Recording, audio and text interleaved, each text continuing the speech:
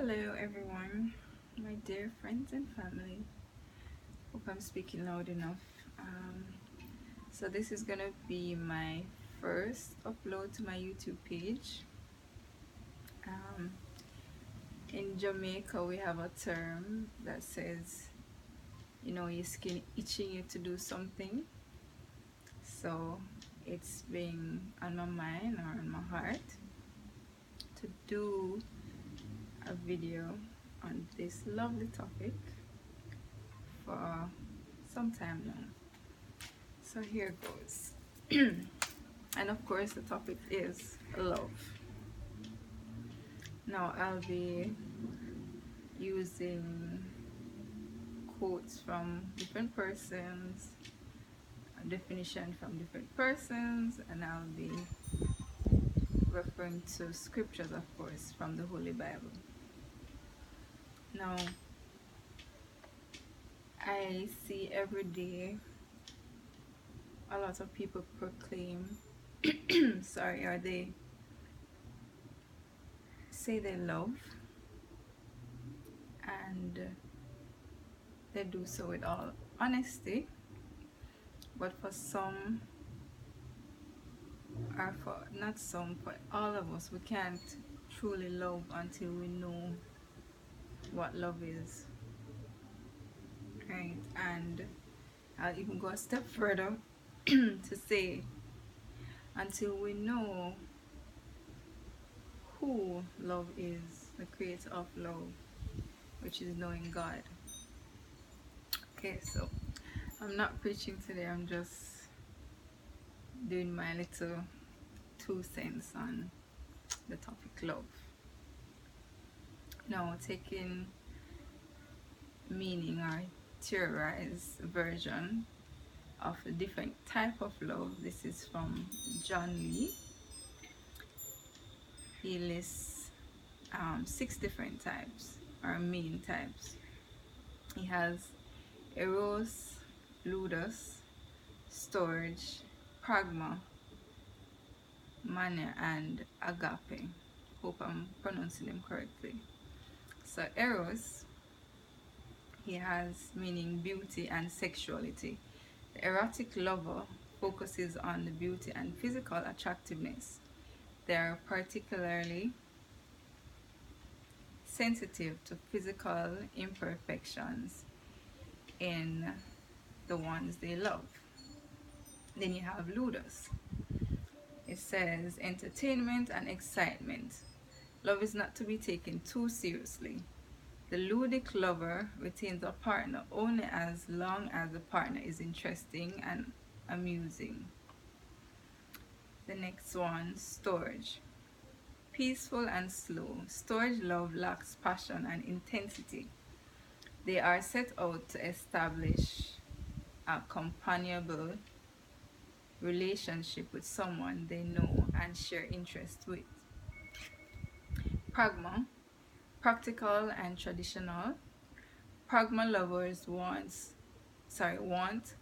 capability and compatibility, and a relationship in which their important needs and desires will be satisfied.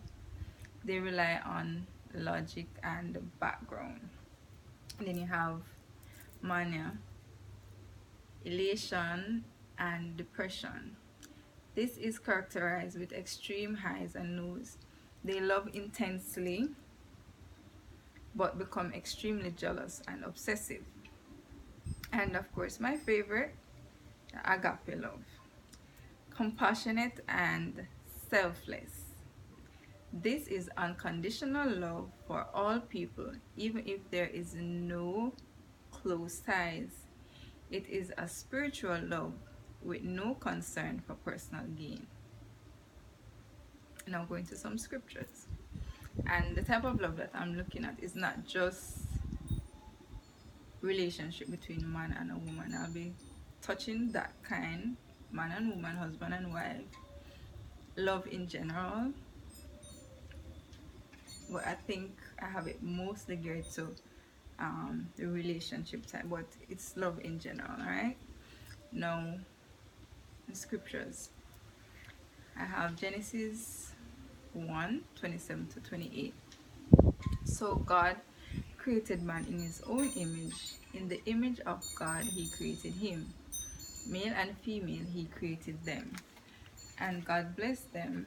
And God said to them, be fruitful, multiply, and fill the earth, and subdue it, and have dominion over the fish of the sea, and over the birds of the heavens, and over every living thing that moves on the earth. In Song of Solomon, we have verse 8, 6-7. Set me as a seal upon your heart, as a seal upon your arm, for love is strong as death. Jealousy is fierce as the grave. Its flashes are flashes of fire, the very flame of the Lord. Many waters cannot quench love, neither can floods drown it. If a man offered for love all the wealth of his house, he would be utterly despised. So that's from King Solomon. Now, going to Ephesians 4, verse 2-3. With all humility and gentleness, with patience, bearing with one another in love, eager to maintain the unity of the Spirit in the bond of peace. The bond of peace. And then Colossians 3:14. And over all these virtues put on love, which binds them all together in perfect unity. Then Ecclesiastes 4:9 says, two are better than one, because they have a good return for their labor. If either of them falls down, one can help the other up. But pity anyone who falls and has no one to help them up. Also, if two lie down together, they will keep warm. But how can one keep warm alone? So that's showing the importance of having someone in your corner. And this now is a quote by Pastor Wintley Phipps. It says, love is when you choose to be at your best, when the other person is not at their best. Love is when what you want is neither important, but what the other person needs and wants is always paramount. So this is putting others before yourself. That's being selfless. Here's another quote. Being deeply loved by someone gives you strength, while loving someone deeply gives you courage. This is by Lao Tzu. And now I'm going to read from a publication by Aripita Chakravorty. It's called In Love in Marriage. A relationship is composed of many things: friendship, sexual attraction, intellectual compatibility, and of course, love. Love is the glue that keeps a relationship strong and solid. But how do you know if you are truly in love, the writer says? Here are some signs that the emotion you are feeling is healthy, life-enhancing love. One, it says, love is not lust. Despite the phrase, it was love at first sight, we all know that one. Love is not something we feel right away.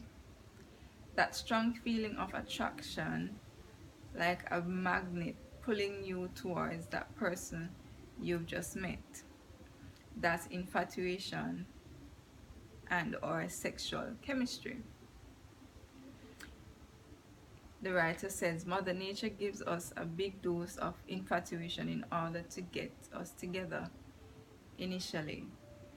Love does include sexual chemistry, but it differs because it is an emotion that takes time to build. Lust can appear in an instant. Love, on the other hand, evolves over a period of time as you get to know the other person inside and out. A relationship without love is not really a fully faceted relationship. You may be immensely sexually attracted to your partner, and I think this is the most common type that we see out there. It says you may be immensely sexually attracted to your partner, but that does not mean you love your partner. If you haven't developed a base of loving feelings with your partner, once the sexual spark dies down, you will become bored. Love, like fine wine, takes time to bloom. A loving relationship is not built in a day. The threads of love take time to weave together to form a strong bond. It is only as you and your partner share your thoughts, fears, dreams, and hopes that love takes root. So trust the process and don't rush love. And mostly trust God's timing, I would say. It has its own timeable that needs to be respected and not hurried. Is there only one true love? We talk about soulmates, but humans are built with the capacity to love over and over again. Thankfully so, or we would never recover from our high school crush, or losing a partner to divorce or death. Love is generous. In a truly loving relationship, we give to the other without an expectation of return. We don't keep an account of who did what for the other. Giving pleasure to our partner gives us pleasure too. We feel what our partners feel. When we see our partner happy, we feel a sense of joy as well. When we see that they are sad or depressed, we feel their blue mood too.